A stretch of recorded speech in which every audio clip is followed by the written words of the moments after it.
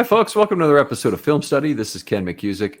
We're here for this year's first episode of Know Your Foe. And joining us for the preview of the Texans is Rivers McCown. Rivers, how you doing? Well, I was doing good, but now we're going to talk about the Texans. So it's kind of like, well, we'll see. The last couple of times you've been on, you've been down on the Texans a little bit. That's a shame. Kind of give us a sense of the Texans in the aftermath of the apocalypse with all the trades they made of draft picks for players, and then ultimately the situation with Deshaun Watson. Well, I guess you could say that the best way to talk about the Texans is they started a rebuild 3 years ago, and now they're starting a rebuild. They finally got the quarterback, the prospect that they kind of needed since Deshaun Watson left. They finally have a head coach prospect that's like somebody real people wanted. And those are great things. And now there's not really much around them. And we try to figure out, how's this going to work? That's kind of where we're at in Houston. Okay, well, exciting stuff. Still some great young players on this team, and we want to take a little bit of time on the team as a whole. First of all, let's talk about your work a little bit, where people can see your work online, Rivers. Sure. So at Rivers McCown at X or Twitter, however you want to say it. I think I'm just going to call it Twitter. That's the best way to find my stuff. I'm kind of taking a step back this year. I became a parent recently, so I'm going to be putting out a lot less day-to-day stuff and just, writing when I feel like it. So, well, congratulations first to you and your wife, and I hope you enjoy that and have some time with it. And good for you for being able to take a step back and say, I want to do a little bit less. Let's talk about the offseason to start with, I suppose, in terms of what happened for the Texans in terms of big changes. I know the biggest change came on draft day, but how about some other changes before that? Well, you bring in DeMeco Ryans, and of course, that kind of imbues a different scheme. Lovie Smith was doing, he's the cover 3 guy. And now we're kind of more varied, more mixed up. The Texans, because of the way that DeMeco Ryans kind of has played defense the last 2 years, I kind of see him as, able to adjust. If you have Nick Bosa, all of a sudden, you don't got to worry about all this blitzing. 2021, he was kind of hurt a little bit, dinged up, missed some time, and then, they kind of had to blitz more. So I guess I kind of see that as variable. I'm not too worried about specifics right now with that because what we've seen in the preseason is all vanilla stuff. So I don't really know what we're going to see yet. I think it kind of depends on what they see out of Will Anderson, who they traded up for. That's kind of the big move around here. Number 3 overall pick. Is he worth it? We'll find out. I think that he's got to make an impact right away if they're not going to blitz a lot this year. So exciting player, obviously, with Will Anderson. The addition of Stroud as the starting quarterback, just absolutely huge. Long run cap situation, I assume now is back in good shape. I know there were problems after Deshaun Watson was cut, but in good shape now. Yeah, they're in very good shape now. They extended Laramie Tunsil this offseason, so that was kind of their first real step past 2024, I think. And other than that, it's rookie contracts. It's rookie contracts. You got Titus Howard on a deal now. Shaq Mason got an extension now. So there's something like bubbling up front. But other than that, you just got a lot of guys on 1 year, 2 year contracts. All right. Outstanding. Now, I did notice a lot of the offensive line seems there to be a significant number of offensive line injuries, which is Ravens have been fortunate to avoid in camp. But in general, in terms of injuries, how are you doing? I mean, that's the big spot. Yeah, for sure. You've got Juice Scruggs, second round pick heading to IR. You've got Kenyon Green, the 2022 first rounder, already on IR, likely to miss the season. So kind of got those left guard and center spots up for grabs at this point. Kendrick Green and Kenyon Green. You have both on this team. We do. Yes. Remind me of when those guys were drafted. Is one of them an ex-Steeler at this point, or are they both original property of the Texans? No. Kendrick Green came over in a trade at Last Cuts. So I think that might be who they start at left guard, which is always it's always good when the guy you're starting at left guard's been there for like a week. Great stuff. Yeah, continuity is always something you have to go for. At least you have Laramie Tunsil. He's certainly a building block there that you're starting with. Okay, well, let's jump right into the offense here a little bit and talk about Stroud a little bit and his strengths and weaknesses. What's with him? Did you go to camp this year some, or watching from afar, or what have you been doing? Yeah, I've mainly been watching from afar, but I mean, you check out all the preseason stuff. He's very accurate. Obviously, he's got a good grasp of offensive concepts. He kind of has been called out in camp for like, oh, well, he wants to do it this way. We're doing it this way, but he's got this detail that takes to the next level against this defense. Like you can kind of see how it all works mentally for him. And I think that's the most exciting part about this. Yeah.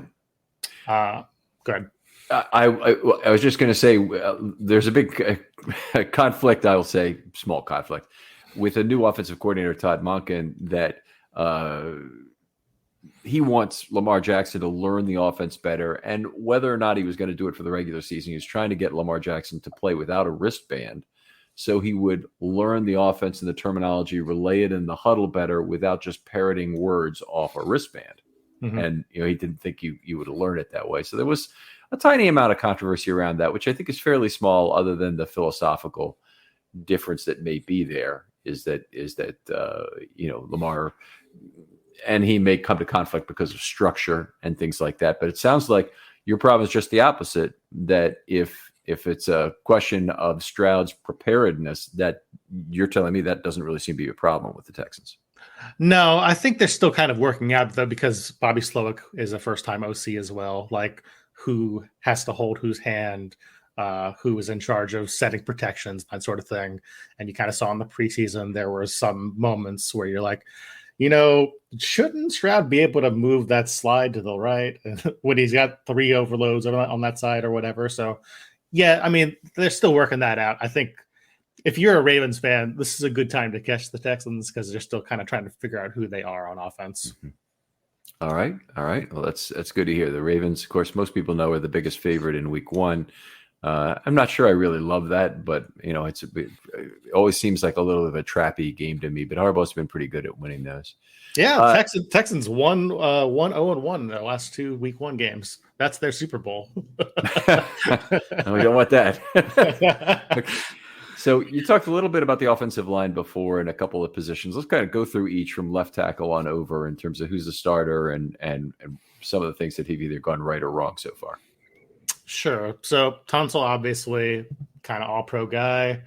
There was like a little moment here in 2021 where the fan base kind of, he had an injured hand, I think it was, and they wanted to kind of move on from him. And as it turns out, Tunsil wound up staying, got his big extension this offseason, went pretty well. Obviously, all-pro guy, top of the line sort of guy. I think Trent Williams got it over him this past year, but one of the best. All right. Kendrick Green, who, as I said, we're just learning about him. I'm not sure who will start at center yet. If it's going to be Green at center or if it's going to be Jarrett Patterson, who's their 2023 6th rounder. Haven't seen a lot of Patterson in the preseason with the ones. So, he had I think 1 series maybe with them in week 3. So Open question to me. Okay. So Patterson is listed. I don't know what I'm looking at an ESPN depth chart. This may mean nothing, but Laramie Tunsil, obviously the starter at left tackle, Jarrett Patterson, the starter at left guard, they say, and Kendrick Green at center. Does that seem like reversed to you, perhaps? I think that will be reversed, yeah. Okay. But my only question is, I think Green could play center, and I think they might move Titus Howard to left guard again because they've done that a couple times in the past, and I'm not entirely sure how that'll work out yet. Okay. All right. Now, Green was a draft pick in 2021 of the Steelers. And they were pretty down on him, I know, in terms of what he'd accomplished. You really don't know what you have yet, right? Right. No clue. We do know that, like at least in theory, he's kind of weighs less. He's a better fit for this scheme than he might have been in Pittsburgh. So there is that. I know that Nick Caserio scouted him heavily in 2021. So I know that they were pretty close to making that pick. And I guess we'll see from here. Okay. Well, it could be a great pickup if it works out, obviously, and a low investment, right? Conditional 7th, conditional what for him? Conditional 6th, I think. Okay. All right. That's a fantastic trade if it works out, obviously. How about the wide receiver core? We've got Robert Woods as your number one, longtime vet, good blocker, can do some sweeps behind the line of scrimmage, kind of the classic 49ers, versatile guy, and hasn't played much in the preseason. Has a couple series of Strat, I think, in week 3, and he's older, he's up there, but he does what you expect out of him, out of a veteran. 11th year player there for Robert Woods. Yeah, been around for a bit. Yeah. Nico Collins is your other outside receiver. Big guy, very fast. Fell to the 3rd round because kind of wasn't consistent. Has areas of the line of scrimmage where he's speedy, and then there's parts where he's really not. And he's kind of been that kind of inconsistent guy in the pros as well. Like he's had some bigger target weeks when Brandon Cooks has been out, which Brandon Cooks is now gone. I guess that's something we could talk about as well. And just he doesn't always play up to that body. He had a really tough time in his rookie season in the red zone. 6'4", 215 for Collins. So people who look at him the last couple of years, I know one of the players that the Ravens fans and the draft faithful just absolutely loved was Tank Dell. What's his current situation? Oh, he's blowing up camp. He's pushing for number 3 wide receiver job right off the bat. I think he might get it. Returning punts, looking very fast, pretty much everybody comes away from camp raving about Will Anderson and Tank Dell. All right. Anybody else? Noah Brown is listed. Is he a slot receiver? Yeah, he'll be kind of, he can do both, but he'll be primarily the slot guy if Tank isn't playing. Xavier Hutchinson, 2023 6th rounder, big outside guy, played pretty well in preseason, but probably going to be a depth guy. And then there's John Mechie, who recovering from lymphoma. Don't know how much he's going to play this year, but he did make the initial roster, and I kind of feel like they will ease him in at the very least. Yeah. Well, the Ravens, Baltimore, having been through the Trey Mancini situation here, in terms of a guy recovering from that, that's always a great story. But you hope it doesn't happen to anybody on your team. Yeah. Obviously, one of the Texans' strength is their run game. Talk a little bit about those guys. Dameon Pierce, amazing rookie season. Bulldozes you, wants to bulldoze you. The best way I can put it. He plays running back like a defensive player.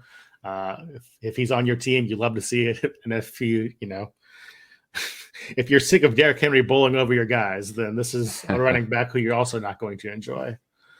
Backing him up, Devin Singletary picked up from the Bills off-season free agency. Kind of see him more as a 3rd down back for this team. I don't know what the Pierce Singletary split is. I know that fantasy people are kind of speculating Pierce will be on the field more on 3rd down this year. I don't know. I think they might just be trying that out in preseason, but we'll see. Obviously, he's competitive, good back, has shown some flashes in Buffalo. So good number 2 guy. Yeah, he's been 145 catches the last 4 years. So yeah, much more accomplished receiver than Pierce has been in the pros for sure. Yeah. And Singletary is an interesting guy for Buffalo to not. I guess they did not make an attempt to re-sign him. He was a free agent after his 4th season. And he's a running back, so they didn't want a long-term contract. They're smart. What kind of money did the Texans give him? Oh, it wasn't much. He was not a first couple of days signing, I believe. He got like maybe 4 or 6 million, something like that. Okay. 4.7 yards per carry career. So a lot of people would like that. But obviously, if you're working in a scheme with Josh Allen and a lot of the other weapons he had, you're going to do pretty well with that. I did want to ask about Pierce in terms of first contact opportunities. Have the Texans been good about getting him level 2 first contact opportunities in his first year in the league? Because he seems like he'd do very well with that. No, they have not. No, the Texans' offensive line the last 2 years, if you have tuned out of that, has been really bad. And they've been very bad at finding replacements, especially at center and in the interior. This year, they finally have Shaq Mason, so they're pointing that as a pillar for the first time. But yeah, Nick Caserio's interior line guys have been very miss the last 2 years. Okay. Shaq Mason, has he been a right guard most of his career with New England, or has he played other positions and played all over the line like some of their guys have? Yeah, he's been mostly a guard. Tampa played him a guard as well, and then the Texans got him in a small pick swap. So it's interesting, a guy that accomplished, and a lot of the Texans fans are like, "Yes, we've got our pillar up front," and you're like, "Well, he's been pick swap traded twice in 2 years now, and he's getting up there in age. This is like, is this going to work, or is this, just like a stopgap kind of guy? I don't know." He's signed now. So the Texans have taken on an obligation here because even in 24, he's got a $5.5 million dead money situation if he's cut. Yep. So that's he's 30. So hopefully it works out, and that's the kind of player you get. Is the kind of player he was. Mostly run out of 11. They put on a fullback ever. Are they a big 12 or 21 or 12 team in terms of balance that way? They signed Andrew Beck this offseason from the Broncos to play fullback. So I do think they are, if not dabbling, at least, going to have part of the major in fullback play this year. Taking Guitoriano as their number 2 tight end. He can block a little bit too. So, yeah, I think you'll see a lot of heavy sets from this team on early downs. And, from there, is it working? Who knows? Beck got banged up this offseason, so I'm not sure if he'll be ready to go week 1 either. So we'll see. All right. Other things that they like to do, and I go, everything is new. We haven't seen anything. Everything's vanilla. We feel the same way, by the way. The Ravens played 100% nickel or base defense in the preseason, so we have no idea there. Yeah. In terms of the offense, we haven't seen anything yet in terms of what this team is supposed to be. Do you have any idea about common plays or formations? And I know I'm asking you basically to project back from the offensive coordinator's point of view in some sense what he might like to do. So I think the easy way to put it, as far as like, maybe you wouldn't think about this. The 49ers, obviously a very play action heavy offense traditionally. Under Bobby Slowick last year, kind of weren't. They kind of just threw the ball a lot more than you'd expect. And not necessarily out of play action, 2 3-step drops sort of things. Like they definitely want to spread the ball around, but it's not necessarily targeting deep all the time. So you look at what the Texans did this preseason, it was very, obviously very, very vanilla, but very focused on middle of the field, 6 to 8 yard, 6 to 10 yard sort of passes. So I don't know that that's necessarily where it's going to end up, but I do think they might target that area a little more than some people were thinking. Okay. So the Ravens, with their weakness at cornerback, it's going to be interesting to see how the Texans attack them. If this is a day that Stroud really goes off because of, the Ravens are so injured right now at cornerback. They have nobody left standing. Any other pearls of wisdom in terms of how they might go after some of these? Film Study is brought to you by Factor. With the busy fall season just around the corner, you might be looking for wholesome, convenient meals for those jam-packed days.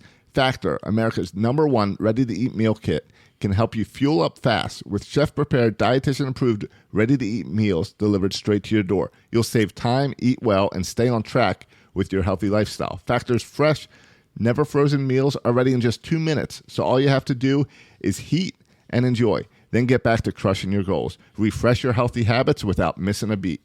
And with Factor, you can rest assured you're making a sustainable choice. We offset 100% of our delivery emissions, source 100% renewable electricity for our production sites and offices, and feature sustainably sourced seafood in all of our meals.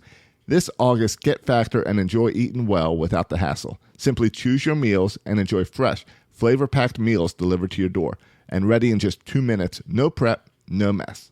Head to factormeals.com/Ravens50 and use code Ravens50 to get that 50% off. That's code Ravens50 at factormeals.com/Ravens50 to get 50% off. Film Study is brought to you by GoPuff. GoPuff is a delivery app that offers super fast delivery of anything you need. Their simple-to-use app lets you order your favorite brands and products right to your door in 30 minutes or less. No middleman, no crazy fees, and no waiting around. GoPuff has literally everything you could ever want. Get snacks, drinks, groceries, alcohol, home essentials, and more delivered with a click of a button. For a limited time only, GoPuff is giving new customers $10 off their first 10 orders, plus a free 14-day trial of their exclusive membership program by using the code WELCOME1010. GoPuff's membership program gets you access to unlimited free deliveries with no service fees, extremely low pricing on over 150 everyday essentials like eggs, milk, Ben & Jerry's, and more, and insane weekly deals on the most coveted and in-demand brands and products. So download the GoPuff app or visit gopuff.com and use the code WELCOME1010 today. Guys that'll be starting. Darby will be out there on the outside. He's a longtime vet in the league who's played a fair amount of slot recently. At least the last time he replaced somebody was in Denver. He replaced Kyle Fuller, our slot for starting last year as the slot. And then he was hurt for a whole year, actually, in between. So I missed a year there, effectively. And then, there's no Marlon Humphrey for this game. So the outside corners will be Darby and Rock Yassin of the Colts. And then the slot corner is probably going to be Ardarius Washington, who had a big camp. Yeah, I mean, I think kind of who Stroud has vibed with the most, both in training camp and in the preseason games, is Dalton Schultz inside. So I think you might kind of see them try to pick on the Ravens a little bit there. But as you're saying, with the quarterback depth, I think that the Texans are going to be kind of a pick matchups team this year because they don't have a true number one guy who dictates coverages, who, you absolutely got to cover. So I do think you'll see them play more to the outside on this game. I do think this kind of is the recipe for the Nico Collins blow up, which I know when I say that out loud, the fantasy people are just going to lose their minds because everybody's like, this is the guy who's good. This is the year. This is so good. But I do think this is a good game for him for sure. Okay. All right. Let's flip over the defense now. Talk about that for a few minutes. I know you probably have not seen what this team is necessarily defensively in the preseason. I know it's one of my kind of fun things about opening day is seeing what packages are played. But do you have a sense of what they're going to do on passing downs, what they'll look like in base and pass defense looks? I think that they brought a lot of blitzes in the preseason, and I don't necessarily know if that's going to work regular season wise. They brought a lot of DB blitzes. So I'm interested to see how much of that holds up. I think on paper, Will Anderson and John Grenard is, maybe not a top 10 pairing in the league, but it has some potential to be, top 20, top 15, maybe. Sheldon Rankins had some success as a pass rusher. Malik Collins had some success as a pass rusher. Like, they have enough tools to where this could work out, but I think you guys will mostly be the test case. Is that foursome enough, or do they need to send more pressure? Okay. All right. That'll be interesting. The Ravens have a extreme weakness. I don't know if I call it extreme weakness. They have their question mark along the line is probably in the left A gap, where they have a new guard starting, John Simpson, who played with Las Vegas for 3 years, racked up a ton of penalties, won the starting job easily with essentially a perfect preseason. He had missed 3 blocks as I scored it. He didn't have any other negative events. So that's looked good, but they're replacing Ben Powers, who was actually a very good pass blocking left guard last year. And they have also Linderbaum on the other side of him, on the other side of that A gap, I should say, who has a lot of trouble with pass blocking, largely because of size. It's been the bigger guys who have given him trouble inside. So is a Rankins a guy who would, be long and get in his face with size as well? Yeah, Rankins is definitely the biggest guy they've got on that line, and kind of who they're counting on for matchups like that. And we know all about Tyler Linderbaum. Don't worry, because the entire Texans draft complex was banging the drum for Tyler Linderbaum last offseason. What number? What number did they want to? They hope to get him? second round or trade up. So that way you guys wind up with them. All right. Okay. Well, let's talk about maybe rotation, depth, and snap management on that defensive line. So tell us about some of the players involved. And the Texans still play fairly rotationally as a 4-3, because I know some of the 4-3s around the league don't do a lot of rotation, like particularly in Pittsburgh. So Lovey did a lot of rotation. I think D'Amico will kind of shorten the rotation a little bit, but I expect to see plenty of rotation still. Obviously, we talked about Grenard, Anderson, Collins, Rankins. Jerry Hughes is still here. Old man, but had pretty good year last year. The Buffalo guy, right? Buffalo guy, yeah. Was surprised he didn't get dealt at the deadline. I think he might have asked to stay because he's, old timer, has Texas roots, went to TCU. So he'll be part of the rotation. They'll bring up somebody on the practice squad. I'm not sure who yet. Probably Derek Rivers, who has I call him the Mariano Rivera of the preseason, because the last 3 years he's been here closing things out in the third and fourth quarter. And you got Hassan Ridgeway down there, Kurt Heinisch, Dylan Horton's their 2023 fourth rounder. I think if anybody is out of the rotation, probably him, like early, but you look for him to eventually earn his way onto the field. This is amazing. Jerry Hughes has missed only one game the last 11 seasons. Yeah. So that's remarkable. Wow. Okay.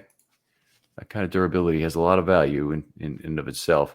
And you mentioned there were a lot of blitzes in the preseason, and that is one thing I notice a lot in certainly with the Ravens is they don't play many packages. You don't see dime, you don't see other heavy outside linebacker packages in the preseason, because they want to see a lot of different players at a lot of different positions, and you're cutting into somebody's snaps if you don't stay with base or nickel. But they do grease it up with a ton of blitzing. They just want to get some players used to doing that individually, including some defensive, some DB blitzes.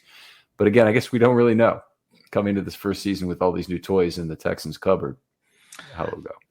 Right. I mean, I suspect there'll be. I suspect we'll see some big nickel from them this year. Just the way things have trended, kind of the DB backed bodies they targeted, I guess. So I think you'll see. I think you'll see some interesting big nickel packages this year. Okay, so big nickel, are they flexible to move from big nickel to regular nickel? So they've got a big nickel against 12, say, with a flex tight end, and they've got a regular nickel that they like, who can cover a team that has three wide receivers. Because that'd be a question for Ravens fans, I think. I feel like they think both Jalen Petrie and Jimmy Ward can do pretty much anything. Okay. So I think that they will roll one of those guys up front and say, let's do it. Now, Petrie actually last year, although he's like kind of been the jewel of the eye for the Texans for this offseason, not a good tackler, was one of the worst tacklers, has all the skills to be a good tackler, but just last year was brutal. So that's one to keep your eye on. Okay. All right, good first contact target over there for the run game. The big new thing for the Ravens is trying to see if they can run out of 11 personnel, because we're expecting a big reduced role, greatly reduced role for Patrick Ricard, who a lot of people think barely made the Ravens. I wonder would have been an interesting guy if you're going to pick up a fullback for the first time and you're going to use one. I would think he'd be the guy you'd try and get, because he'd have been cheap certainly if that happened. Yeah. Inside linebacker. Weird spot this year. So Christian Kirksey, kind of the I hate the word leader, because that carries some weird connotations, but kind of the cultural soul of the Texans the last 2 years, released at last guts. Christian Harris, 2022 third round pick, played hurt in the preseason, might not be ready for this game. Blake Cashman, always hurt. Kind of the same deal. So you've got Denzel Perryman, who I believe they brought in free agency this year. I believe he will start. But other than that, I'm not sure who the number 2 guy is going to be yet. It could be Henry Tutu, who they drafted in the 5th round, and he's kind of shown something in the preseason. Could be like a Corey Littleton or Neville Hewitt kind of guy. Just it depends on what D'Amico wants to risk early on. I think last time we talked, I believe Zach Cunningham had just been re-signed to a long-term deal. It was a big money deal. At that time. Yeah, one of the many follies. Yeah. And now he's a vet min guy with the Eagles. Yeah, Spent time with the Titans. I think he got released by the Titans mid-season at some point, maybe, and signed somewhere else. Like he's been jetting around now. Yeah. All right. Well, I'm sorry I had to go through that. Take us through the secondary player by player. I know you mentioned Ward and the other slot guy, but talk through it. Yeah, Petrie. Derek Stingley, obviously 2022 third overall pick. Not Sauce Gardner. It's caused some rankling in the fan base. Played pretty well last year when he was actually healthy, but obviously this was not a cover 3 scheme was never going to be what you had Derek Stingley for. So this is our first real year of what can this guy do. This time with hamstrings, we'll see if he stays healthy. That's kind of been the big knock on him coming out. Steven Nelson, vet cornerback, bounced around for a bit now. Held out a little bit early in camp. Got like a small pay bump, so he'll probably be the second outside cornerback. Tavier Thomas won the nickel job over Desmond King. Thomas is kind of a more slight guy, but has shown some success on blitzes, can cover. I wouldn't say he's like the best deep guy if you have to attack somebody on this unit, but I mean he can play there a little bit. And I think if I had to pick one of these safeties to be the backup for big nickel stuff, probably Eric Murray, who's been here for 4 years now. And I wouldn't say he's ever been amazing, but he keeps getting that roster spot. He keeps beating everybody out. Like, you got to hand it to him. He's a pretty solid player. I thought I heard that Desmond King was available recently. I don't know whether he was traded or released, or he was released and picked up by the Steelers. Okay, yeah, that bothers me. Okay, yeah, I'm sure. Yeah. A player that honestly could have fit with the Ravens. It'd be a reasonable choice. They're not so deep there that they can afford to give up good choices. Appreciate this in terms of going through player by player the positions. Let's talk about the Ravens a little bit and how you'd expect the Texans to approach them. So, the big revelation for the Ravens camp has been Zay Flowers in terms of his ability to cut on a dime. The weird thing is he's not really that great a route runner. I don't know how much Boston College you would have watched the last few years, but he's a guy that has faced a lot of zone defense, so route running hasn't been the biggest, most critical task for him. But in terms of throwing a juke, he's not that great, but he's a very sudden athlete. And his suddenness has caused a lot of defensive backs to guess wrong. Do the Texans have a the top way they've used with just stacking a safety on an individual speed threat the last few years? I mean, no, because they've had Lovie Smith the last couple of years. That was right, sure. But he doesn't do anything creative, let me tell you that. So this year, I don't know. It could be wildly different. I kind of feel like they have the tools to do that if they want to. But is that their number one thing, or do they want to do more quarters to start with? And I feel like I just in my heart, this is going to be a game where we're like, this is the fastball. Let's see what the Ravens do with the fastball. I think they'll probably throw more quarters at you than anything. Gotcha. Okay. In terms of the matchup of having a guy like Anderson, who I assume he's on the rush side, right? And he's opposite the left tackle. That's where I've been playing him. Yeah. Is he going to be too much for Ronnie Stanley, who at this point in his career didn't play, as far as I know, I don't think he played a single padded practice this summer.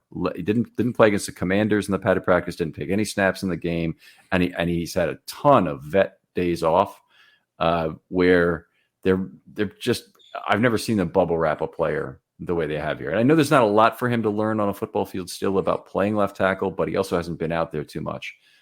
So I wonder, is that the kind of matchup you think could be a very good one for Anderson? I mean, if he stays out there, sure. If Ronnie Stanley stays out there, I mean, because we have no idea. I've been working with NBC the last couple of years. We do the player injury blurbs, right? And this guy just like every day is like a new Ronnie Stanley update. Yeah, that's it. Certainly hasn't been any fun for us, but yeah, we've the collection of players who had to take his spot when he's been out there have been uniformly horrible. They have no real backup left tackle in this year. They're going with McCary, who is a very short-armed guy, who's not the exact right fit for the position. And they have some developmental tackles on the roster who they might be good someday, but they're not now. And so they'd be in a lot of trouble if they go down. And last year, Jawan James got injured in the first game. I don't remember exactly when it was during the first game that he got hurt. And then they had McCary in there before Stanley returned, and they ended up playing, I think, 4 guys at left tackle during the season. That's never a good recipe, by the way. Yeah, no, I've had some experience with that in the David Carr days. Yeah, I think Anderson versus Stanley would be a really fun matchup though, because Anderson's not really a bend guy. Like, he's not going to beat you purely on the side all the time. He wants to layer these moves together, and I think with the veteran there, like, I think you could see some give and take there. I think that would be a lot of fun to watch. Okay, I know one of the things about Anderson from draft time was not a guy who's gone for the football in his college days. He had like 3 fumbles or something forced out of 34 sacks, which is, it might have been 1, but I think it was 3. Anyway, it was way too low for the number of forced fumbles he had. Is that something that there's been talk of them working with him on? No, I think most of the talk about this has been, he was playing, I always forget if it's 3-eye or 5-eye with Alabama. And now you're just moving him purely to the outside and what that means and how that changes his attack plan. So, yeah, I wouldn't put too much stock into that, but it's definitely interesting, how they use them in Alabama.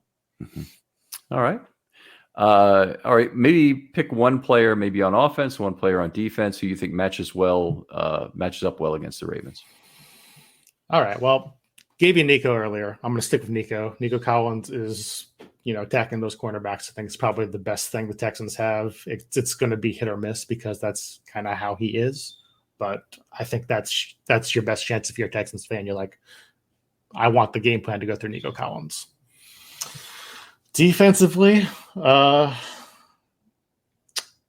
I haven't had a good defense in so long. It's going to be hard to think about it. I think I want to see Derek Stingley work the most, and I'm not sure if they're going to run him against Odell. I'm not sure if he's going to be on Bateman. I'm not sure if they're going to change sides, but I'm interested to see it in the first game and kind of get a good gauge of where he's at. Okay, that's always a good thing to see if they're going to switch or not. And that was going to be my question for you: do they go strict left corner, right corner, favorite shoulder kind of system for the corner? Can sometimes be more important than the matchup, even since you can do other things to help a guy from behind. Rivers, outstanding stuff. Lots of detail on a team that I know there's limited detail on because, hey, a lot of these players are new, but an exciting time, no doubt, to have a new rookie cornerback and a new rookie pass rusher at the same time. And hope it goes well for the Texans this year after Sunday, certainly. Tell folks where they can find your work online. Anything else you want to plug as well? Yeah, just Rivers McCown on Twitter. I'll post all my stuff there. This is going to be a reduced year for me, but I'm excited to actually watch this team for the first time in a couple of years. It's not like a total pushover or whatever year where we're just, watching Davis Mills chuck things up into the air for no reason. So it's good stuff. And I hope I feel that way after week 1 too.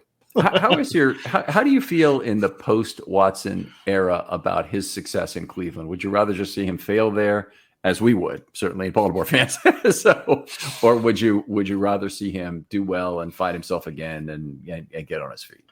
Well, I'm kind of incentivized one way, aren't I? Because we still get these Browns first round picks every year. This is the last year, but it's great when he fails because we get better picks. So great point. I don't know how I'll feel after that, though. That's one of those things where I just want to have a 60-minute conversation with somebody about it and just go through all, because it sounds like a therapist conversation, honestly, the way you're describing it. You really, there's a lot of Texans therapy that's been needed, okay, after these last 3 years. Right. Rivers, my friend, always great to talk football with you. You're one of the best in the business. Everybody, make sure you give him a follow out there because he's a lot of fun. Other folks out there, if you'd like to be on a Film Study short, hit me up directly on Twitter with a DM. I will get back to you very quickly. And we had some great ideas come from that path recently. And I'll just point out again, this is how I meet new people. Some of them I meet through the Know Your Foe series, but I meet a lot of people through these shorts, and that's led to a lot of good relationships in terms of people who've been on the show more regularly. And I've really appreciated that from the fan base. Rivers, thanks again for coming on. Appreciate it, Ken. Thanks for having me. And we'll talk to you next time on Film Study.